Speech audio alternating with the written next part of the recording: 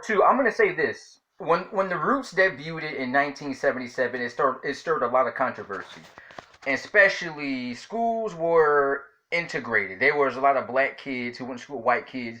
There were, and when people saw this, millions of people, millions upon millions of people of all ages, of all ethnicities, whites, blacks, people of every race and culture saw this miniseries back in 1977, and it changed people's perspectives. People went out to find out their DNA, if they had white DNA, black DNA. They wanted to find out about their ancestors, the slave owners, and what happened. And I mean, Alex Haley really was. This was the first show in the history to actually tell the true story of African American culture and history. What happened to the Africans in the 1600s, 1700s, 1800s, even not early, even 1900s. This a lot of white and black kids was getting into fights at school because of this show. It stirred a lot of controversy. Kids were getting expelled from school, fights. There's a lot of white kids was beating up black kids beating up white kids.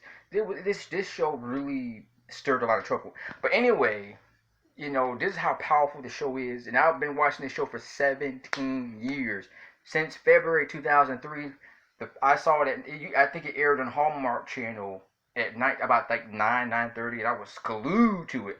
I actually recorded on my VHS tape, and I still have it. With the commercials on it. But it was very, very entertaining. Very entertaining show. Very graphic, very emotional, very sad, because you feel sorry for the people in the show. The way black people were treated was just horribly, because I mean, just because their skin is my color, their skin is dark, brown or dark, that they're treated less than human just because their skin is not white. It doesn't make any sense, but that's just how life is for African American people, and how life was back then for those people back then. But anyway, let's get to part two. Part two, I talked about part one in my last video. Part two is going to be this one in this video right now. Part two of Root starts off when you see a lot of Africans on a slave ship. A lot of Africans are sick. They're throwing up on each other. I'm just being honest with you. They're angry. They're upset. They don't get no food. They get no water. They smell bad. They don't have time to do. They feel horrible. They're homeless. They're not from Africa. And back in, if you read the books, over there was millions of slaves. Millions of people from Africa were put on slave ships, and they said I think 12 million Africans was put on slave ships over the years. That's a lot of people. That's millions. That's a lot of Africans, and they said that over 2 million Africans died on the ship because of food, dehydration, abuse, humiliation, whatever they went through. And then the white slave catchers would throw them off the ship to the sharks. It was horrible. But the series does describe that. We see a black guy die in part two of Roots. Maybe because he's old. He dies, and the white slave. They drag him out on the ship, top of the ship. They throw him into the water. And then part two is when there's a fight. Kunta Kinte and the guy from the Manhood Training, the tall, bald guy, black guy, very tall guy, strong, very confident guy too. But the Africans get into the fight with the whites, the white slave ship owners and whatever people on the ship, and they get into a fight. All hell breaks loose. There's a war going on. It's very similar to that movie A Misty that came out in 1997 with Steven Spielberg directed, where the Africans fight the white guys on the ship, bad white guys, and the Africans win. But in this one, the Africans don't; they lose. There's a fight, things go wrong. The show also is the white slave owner actually sleeps with Fanta. The show actually describes Fanta, Kunta's girlfriend, the girl he actually has a crush on, he likes. His crush. She's actually abused and raped by the slave owner. She is forced to sleep with him, and I think something happens. And was it Fanta? I don't think it was Fanta that it was another black. There was an African girl who was forced to sleep with this white slave owner, and she actually committed suicide by jumping off the ship into the water. can't get water, and then she jumps off, and then there's a fight between the Walton guy, the white guy, the guy who played on the Walton, the father, the white guy, the Walton guy, and another slip, and then that's when the fight breaks loose. But we meet Fiddler, um, Fiddler, you know, I can't think of the guy's name, but he played in the movie an officer and a gentleman. I'm sorry, folks, I cannot think of this guy's name. It cannot. If it pops into my mind, there's a black guy who plays. He's very well known. He's still alive right now. And then like the movies in the 70s, 80s, 90s. Now he's still doing movies now, even though he's old. But he plays Fiddler. He meets Fiddler. Kunta Fanta says she's no longer a Mandinka warrior, because she's upset because she's not from, she's away from home. So um, all like I said, she, back then, we see a scene where Africans are, uh, there's a scene where Africans are, we see a scene where Africans are sold and sold, they make bids on Africans by their health. They make bids 100, 100, 200, 300, 400, 500, 600, 700, 800, 900, 1000, 1100, all that, they make bid on Africans. They check their teeth, their hair.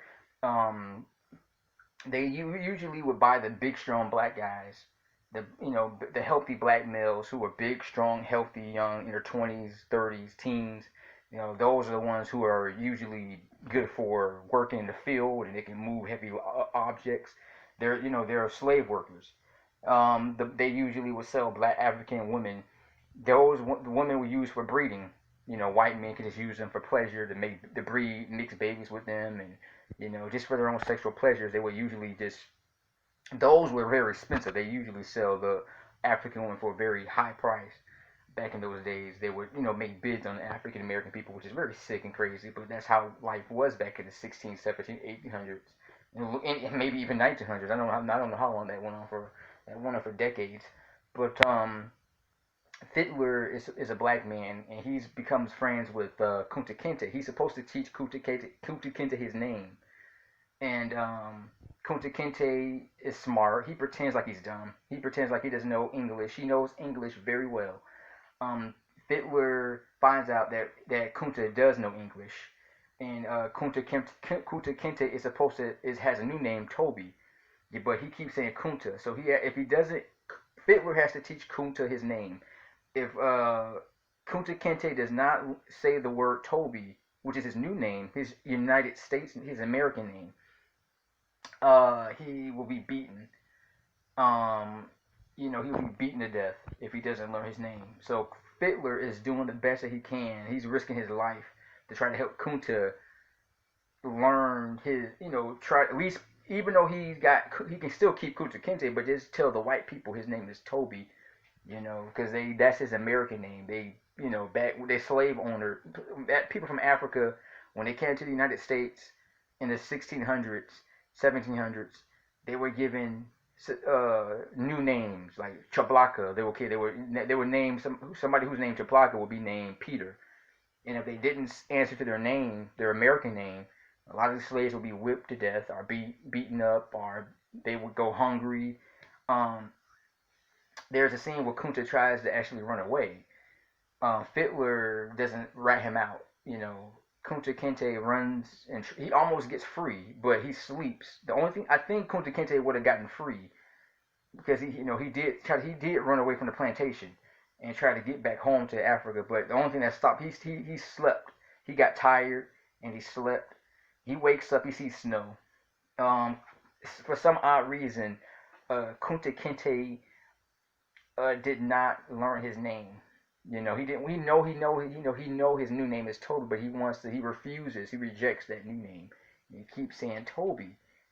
Kunta Kinte. He does the saddest part.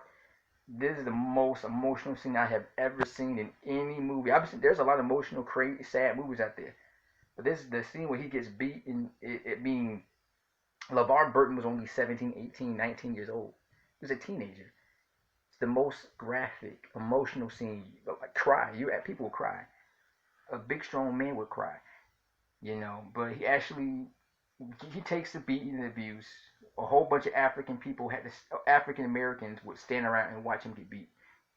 That's humiliation. All these straps in his back, you know, and by the end of the scene, he actually says, "Toby, my name is Toby." There's a scene where Fittler says they're gonna whoop that boy dead. Then the best scene is the end of the scene is where he tells Kunta Kinte, no matter what you do, your name will always be Toby. I mean, Kunta Kinte. No matter what you do, excuse me, folks, you'll be you Kunta Kinte. He don't say don't matter. It don't matter what that white man say. You will always be Kunta Kinte. Toby is just a nickname. He said you're from Africa, so he said Kunta Kinte is who you are. You were born with that name, and who you will always be Kunta Kinte. Mr. J here, peace.